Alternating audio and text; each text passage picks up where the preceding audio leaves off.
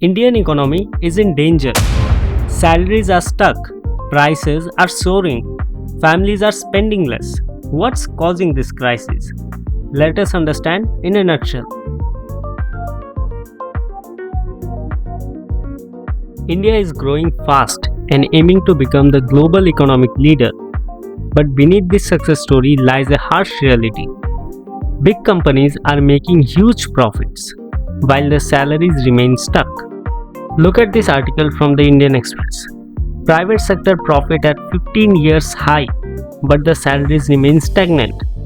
This reducing people's ability to spend more.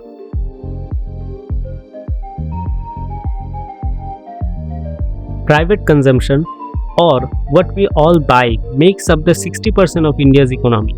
But now it is shrinking. Inflation is eating away at people's purchasing power. Essentials like food, fuel, and everyday goods are becoming more expensive. On top of that, wages have barely grown in years, leaving families with less money to spend. Inflation is one of the biggest culprits. Food inflation especially. Vegetables are through the roof. This is partly because of weather problem and affected due to the high import duties. Meanwhile, oil prices have remained high in India, whereas globally they have gone lower. Prices of tomatoes and onions have doubled in many cities. Look at this article which says about the food inflation of India. Household budgets are under pressure, forcing families to delay purchase or buy less. This article shows Indian urban middle class cutting back on spending due to inflation and unemployment. Economic Times reports say, from Reliance to Unilever firms worried about the low consumption demand in India. These factors together are making lives difficult for the families. This problem is affecting everyone, from the middle class families to large corporations. Families are cutting back on spending because their income haven't increased.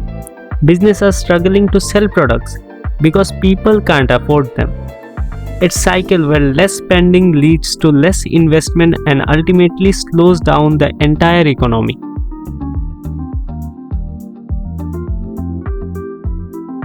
Many are questioning the role of government in this crisis. Oil companies have made record-breaking profits. This report from Economic Times shows that government-owned oil companies such as IOC, BPCL and many more have gained a profit of 81,000 crore, but the prices of fuel are still high for the consumer. Economists suggest that reducing GST rate instead of income tax could be a better help for the economy. This could increase spending and give businesses the boost they need.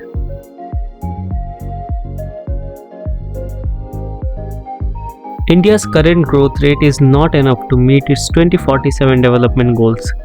The government's disinvestment target of 50,000 crores has barely achieved 6% so far. Manufacturing, which creates jobs and drives the economy, is stuck because of complicated labor laws. If these problems are not fixed soon, our future is at risk.